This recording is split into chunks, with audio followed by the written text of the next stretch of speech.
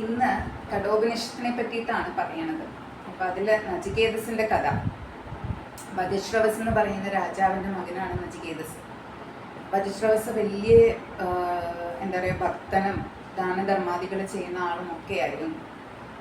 പക്ഷെ അദ്ദേഹം ഈ ദാനം ചെയ്യാന്ന് പറഞ്ഞു കഴിഞ്ഞാൽ എന്താ പറയുക, യാഗം ചെയ്യുമ്പോൾ നല്ല സാധനങ്ങൾ വേണ്ടേ നമ്മൾ ദാനമായിട്ട് കൊടുക്കാൻ, അങ്ങനെയാണ് ചെയ്യേണ്ടത്. പക്ഷെ അദ്ദേഹം ചെയ്യണമെന്ന് വെച്ച് കഴിഞ്ഞാൽ, ഉദാഹരണത്തിന് പശുക്കളൊക്കെ എന്ന് പറഞ്ഞാൽ പാലൊക്കെ വറ്റി കറവയൊക്കെ വറ്റി വല്ലാണ്ട് ശോഷിച്ചിരിക്കുന്ന പശുക്കളെയൊക്കെ ദാനം ചെയ്യും. അപ്പോൾ നചികേതസ് ഇതുപോലൊരു യാഗം കഴിഞ്ഞിട്ട് അച്ഛൻ ദാനം ചെയ്യുന്നത് കണ്ടു. അപ്പം നോക്കിയപ്പോൾ ഇങ്ങനെയൊക്കെയാണ് അച്ഛൻ ചെയ്യുന്നത്. അപ്പോൾ ഈ മകൻ നാച്ചുറലി പോയി ചോദിച്ചു, എന്താ അച്ഛൻ ഇങ്ങനെ ചെയ്യണത്, ഇങ്ങനെ അല്ലല്ലോ ചെയ്യേണ്ടത്, ദാനം കൊടുക്കുകയാണെങ്കിൽ നല്ല സാധനങ്ങൾ കൊടുക്കണം, ഉപയോഗിക്കാൻ പറ്റുന്ന സാധനങ്ങൾ നമ്മൾ കൊടുക്കണം. അപ്പോൾ ഇവിടെ ഒരു കാര്യം നമ്മൾ ശ്രദ്ധിക്കേണ്ടത്, നമ്മൾക്കും ഇത് ബാധകമാണ്. പഴയ സാധനങ്ങളും നമുക്ക് ഉപയോഗമില്ലാത്ത സാധനങ്ങളും അല്ല നമ്മൾ ദാനം ആയിട്ട് കൊടുക്കേണ്ടത്. നേരെ മറിച്ച് പുതുതായിട്ട് വാങ്ങി നമ്മൾ മറ്റുള്ളവർക്ക് കൊടുക്കുകയാണെങ്കിൽ അത് ദാനധർമ്മത്തിൽ പെടുന്നതാണ്. അല്ലാതെ നമുക്ക് വേണ്ടാത്തതും നമ്മൾക്ക് ഉപേക്ഷിക്കണം എന്നുള്ള സാധനവും വേറൊരാൾക്ക് കൊടുക്കുക എന്നുള്ളതല്ല ദാനം ചെയ്യാന്നുള്ളത് കൊണ്ട് അർത്ഥാവുന്നത്. അപ്പോൾ അതവിടെ ഇരിക്കട്ടെ. പക്ഷേ നചികേതസ് ഇങ്ങനെ പോയി അച്ഛനോട് ചോദിച്ചു, അച്ഛൻ എന്താ ഇങ്ങനത്തെ ഉപയോഗശൂന്യമായിട്ടുള്ള സാധനങ്ങളൊക്കെ ദാനം ചെയ്യണതാണ്. അപ്പോൾ അച്ഛന് ദേഷ്യം വന്നിട്ട് അച്ഛൻ പറഞ്ഞു, എന്നാൽ പിന്നെ ഒരു കാര്യം ചെയ്യാം, നിന്നെ ഞാൻ എമ്മന് കൊടുക്കാം എന്ന് പറഞ്ഞു. എന്നുവെച്ചാൽ മരണത്തിന് കൊടുക്കുകയാണ് മകനെ എന്ന് പറഞ്ഞു. നചികേതസ് ഒട്ടും ഭയപ്പെട്ടില്ല, ശരിയെന്ന് പറഞ്ഞു. അങ്ങനെ യമപുരിയിലേക്ക് 3 ദിവസത്തോളം യമപുരിയിലേക്ക് പോവുകയാണ്. അപ്പോൾ അവിടെ ചെല്ലുമ്പോൾ യമൻ എന്താ അവിടെ വെയിറ്റ് ചെയ്യിച്ചു. എന്ന് വെച്ച് കഴിഞ്ഞാൽ ആദ്യമൊന്നും യമൻ മുമ്പിൽ വന്നില്ല. കുട്ടി ഭയങ്കര പെർസിസ്റ്റൻ്റ് ആണ്, അവിടെ തന്നെ വെയിറ്റ് ചെയ്തിരുന്നു യമധർമ്മരാജാവിനെ കാത്ത്. യമൻ വന്നു. ആദ്യം തന്നെ ഇത്രയും ഒരു പെർസിസ്റ്റൻ്റ് ആയിട്ടുള്ള ഒരു കുട്ടിയെ കണ്ടപ്പോൾ ഒരു എന്താ പറയുക നിശ്ചയദാർഢ്യത്തോടു കൂടി യമനെ കാണണമെന്ന് പറഞ്ഞുകൊണ്ട് കാണണം എന്നുള്ള ആ ഒരു ഇതിൽ തന്നെ ഉറച്ചു നിന്നല്ലോ. അതിൽ ഭയങ്കര സന്തോഷമായിട്ട് യമൻ ചോദിച്ചു, കുഞ്ഞെ നിനക്ക് എന്ത് വരമാണ് വേണ്ടത് എന്ന് ചോദിച്ചു. അപ്പോൾ ഉടനെ നചികേതസ് ചോദിച്ചത്, എനിക്ക് പറഞ്ഞു തരൂ മരണശേഷം എന്താണ് സംഭവിക്കുന്നത്.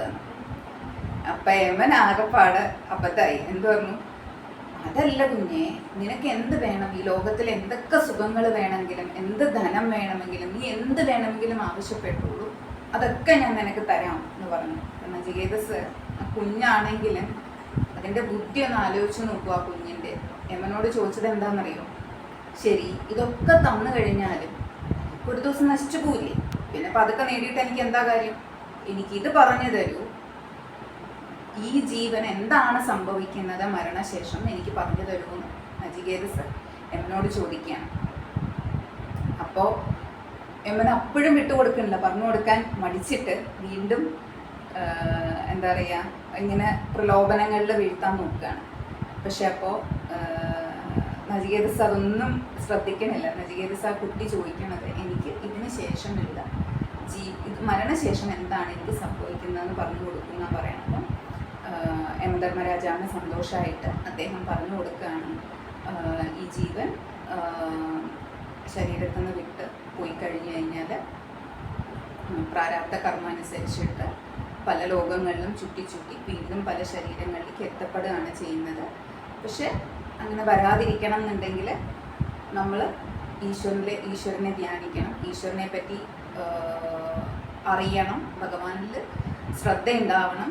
ഈ ജീവൻ ശരീരത്തിലുള്ളപ്പോൾ അതിൽ ഏറ്റവും വിലപ്പെട്ട ഒരു ജന്മമാണ് മനുഷ്യജന്മം എന്ന് പറയുന്നത്. അപ്പം ആ ശരീരം കിട്ടിയിരിക്കുമ്പോൾ നമ്മൾ ഭഗവത് സ്മരണയോടുകൂടി ഭജനയോടുകൂടി ജീവിക്കണം എന്നൊക്കെ പറഞ്ഞു കൊടുക്കുന്നുണ്ട് യമധർമ്മരാജാവ്. അപ്പോൾ ഇതേ കാര്യമാണ് നമ്മൾക്ക് ബുദ്ധൻ്റെ കഥയിലും വരുന്നുണ്ട്. അത് ഞാൻ വേറൊരു സന്ദർഭത്തിൽ പറയാം. അപ്പോൾ ഇങ്ങനെ യമധർമ്മരാജാവ് പറഞ്ഞു കൊടുക്കുമ്പോൾ ആ കുട്ടിക്ക് മനസ്സിലാവണം ഇത് എന്തിനാണ് അത് പറഞ്ഞു കൊടുത്തത് നചികേതസിന്.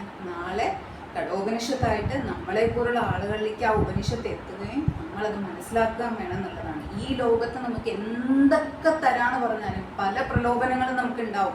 നമ്മൾ നാമം ചൊല്ലാൻ പോകുമ്പോൾ വേറെ എന്തെങ്കിലും കാര്യമായിട്ട് നമുക്ക് വേറെ എന്തെങ്കിലും ഒരു മെറ്റീരിയൽ ആയിട്ടുള്ള ഒരു സുഖത്തിന് വേണ്ടിയിട്ടുള്ള ഒരു പ്രലോഭനം നമ്മുടെ മുമ്പിൽ വരും. പക്ഷേ നമ്മൾ ചൂസ് ചെയ്യുന്നത് കറക്റ്റായിട്ട് ചൂസ് ചെയ്യണം. കാരണം ഈ ലോകത്ത് കിട്ടുന്നതൊന്നും ശാശ്വതമായിട്ടില്ല, ഏത് നിമിഷം വേണമെങ്കിലും നശിച്ചു പോകുന്നതാണെന്ന് മനസ്സിലാക്കിയിട്ട് നമ്മൾ നചികേതസിനെ പോലെ ദൃഢനിശ്ചയത്തോടു കൂടി ഇങ്ങനത്തെ പ്രലോഭനങ്ങളിലൊന്നും വീഴാതെ ഭഗവത് സ്മരണയോടുകൂടി ഭഗവാനെ മാത്രം ആശ്രയിച്ച് ഭഗവാന്റെ സ്നേഹം നല്ലോണം കിട്ടാനുള്ള അനുഗ്രഹം വേണേന്ന് പ്രാർത്ഥിച്ച് ജീവിക്കാനാണ് നമ്മൾ പഠിക്കേണ്ടത്.